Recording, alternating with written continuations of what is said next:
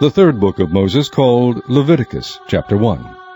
And the Lord called unto Moses, and spake unto him out of the tabernacle of the congregation, saying, Speak unto the children of Israel, and say unto them, If any man of you bring an offering unto the Lord, ye shall bring your offering of the cattle, even of the herd, and of the flock. If his offering be a burnt sacrifice of the herd, let him offer a male without blemish. He shall offer it of his own voluntary will at the door of the tabernacle of the congregation before the Lord.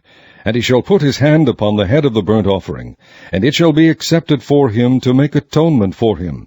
And he shall kill the bullock before the Lord, and the priests, Aaron's sons, shall bring the blood, and sprinkle the blood round about upon the altar that is by the door of the tabernacle of the congregation. And he shall flay the burnt offering, and cut it into his pieces. And the sons of Aaron the priest shall put fire upon the altar, and lay the wood in order upon the fire. And the priests, Aaron's sons, shall lay the parts, the head, and the fat, in order upon the wood that is on the fire which is upon the altar. But his inwards and his legs shall he wash in water, and the priest shall burn all on the altar to be a burnt sacrifice, an offering made by fire, of a sweet savour unto the Lord.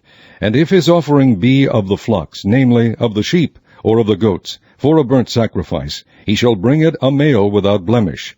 And he shall kill it on the side of the altar northward before the Lord. And the priests, Aaron's sons, shall sprinkle his blood round about upon the altar. And he shall cut it into his pieces, with his head and his fat, and the priest shall lay them in order on the wood that is on the fire which is upon the altar.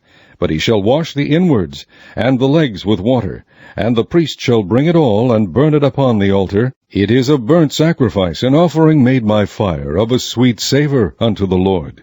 And if the burnt sacrifice for his offering to the Lord be of fowls, then he shall bring his offering of turtle-doves, or of young pigeons.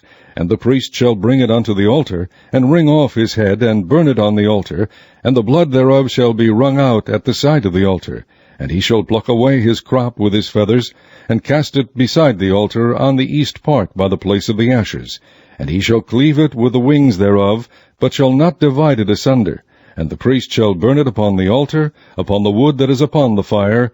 It is a burnt sacrifice, an offering made by fire, of a sweet savour unto the Lord.